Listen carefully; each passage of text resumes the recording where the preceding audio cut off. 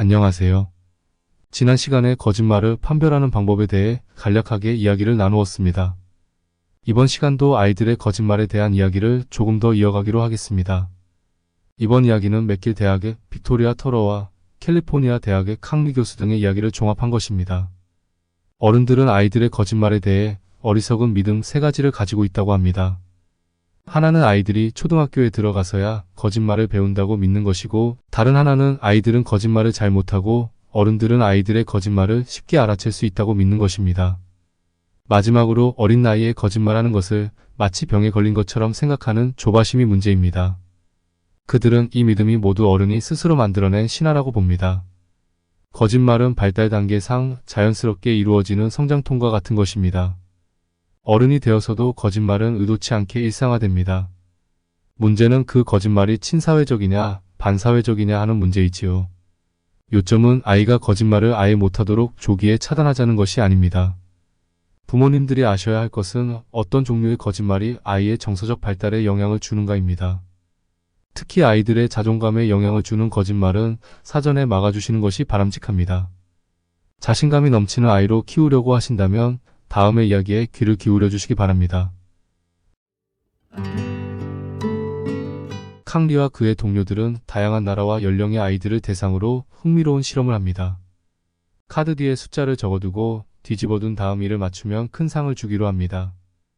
그리고 카메라가 설치된 방에 아이를 혼자 두고 잠시 자리를 비웁니다. 잠시 후 돌아와서는 혹시 카드를 뒤집어 그 숫자를 확인했는지 물어봅니다. 여기서 아이들의 거짓말 비율을 확인할 수 있습니다. 실상은 90% 이상의 아이들이 이기고 싶어서 카드를 뒤집어 보았습니다. 카드를 뒤집어 본 아이들 중에 도대체 얼마나 그런 적이 없다고 거짓말을 했을까요? 놀랍게도 2세 아동은 30%가 그런 적이 없다고 거짓말을 했습니다. 3세 아동은 50%가 거짓말을 했고 50%가 진실을 말했습니다. 4세 아동은 80% 이상이 그런 적이 없다고 거짓말을 했습니다. 5세 이상은 대부분의 아동들이 거짓말을 했다고 합니다. 어떻게 생각하세요? 이처럼 거짓말은 아주 어린 시기부터 자연스럽게 발달합니다. 철학자 소렌슨이 말한 것처럼 거짓말은 남들과 같거나 우월하다고 인정받고 싶을 때 나를 특별하게 만드는 인간 본연의 속성입니다. 문제는 이러한 거짓말의 속성입니다. 거짓말은 나를 화려하게 꾸밈으로써 나 자신을 잊게 만드는 속성이 있습니다. 이런 속성이 아이들의 정서적 발달에 영향을 준다는 것입니다. 한 가지 예를 들어 남들 앞에 자신 있게 나서서 이야기 못하는 아이가 있다고 해보죠.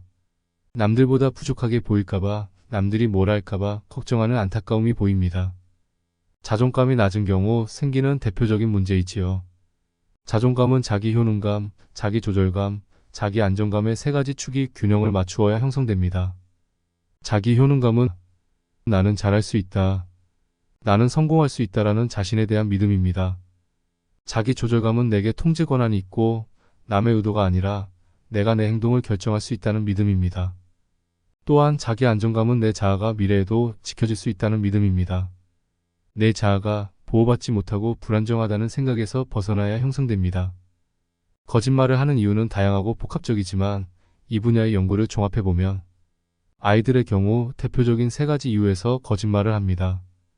첫 번째는 잘 보이거나 과시하기 위해 거짓말을 합니다. 두 번째는 자신의 약점을 숨기거나 나를 지키기 위해 거짓말을 합니다. 세 번째는 내가 원하는 것을 얻기 위해 거짓말을 합니다. 이 중에서 남에게 잘 보이거나 약점을 숨기기 위한 거짓말은 자존감 상실의 원인이 됩니다.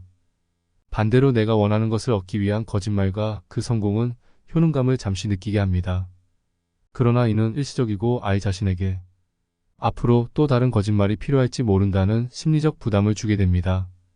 내가 남의 눈치를 보느라 무언가 거짓말을 하였다면 자기 조절감은 무너집니다.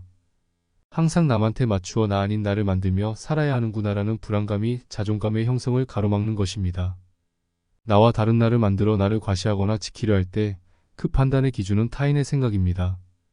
결국 내가 소중하고 남의 생각보다 내 생각이 중요하다고 생각할수록 이런 종류의 거짓말은 줄어들게 됩니다. 아이는 생각의 무게중심을 남으로부터 나로 돌리는데 성공해야 합니다. 그러려면 나를 귀하게 여기고 나 자신을 항상 칭찬하고 격려하는 아이로 키워야 합니다. 부모님들은 항상 다음과 같이 일관된 반응을 하셔야 합니다. 너는 남들과 다르다. 내가 아무리 남다른 선택을 해도 엄마는 내 결정을 항상 존중한다. 내가 좋아서 하고 싶은 것들을 남들 눈치 보느라 못하면 안 된다.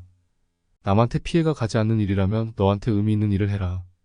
이번 외갓집 방문에서 내가 스스로 잘했다고 생각하는 점들을 자랑해보자. 이번 공개 수업에서 내가 스스로 자랑스럽다고 생각했던 것은 무엇이니? 아이가 잘 못한 것에 집착하기보다 잘한 것들을 찾아서 스스로 칭찬하게 만드셔야 합니다. 남 생각 안 하고 이기적으로 행동하라고 가르치는 것이 아닙니다. 내가 했던 작은 행동이나 생각을 평가하는 주체가 자기 자신이라는 인식을 심어주어야 합니다. 아이들이 강제로 거짓말을 안 하게 할 수는 없습니다. 남보다 나를 중시하는 아이는 반사회적인 거짓말을 줄이게 될 겁니다. 자존감의 세 축인 효능감, 조절감, 안정감이 균형을 맞추어야 합니다. 그래야 자기 자신을 사랑하고 신뢰하는 아이로 자라납니다. 부모님들은 유난히 효능감에만 관심을 두십니다. 성공하는 아이로 키우고 싶은 것이 모든 부모의 마음이지요.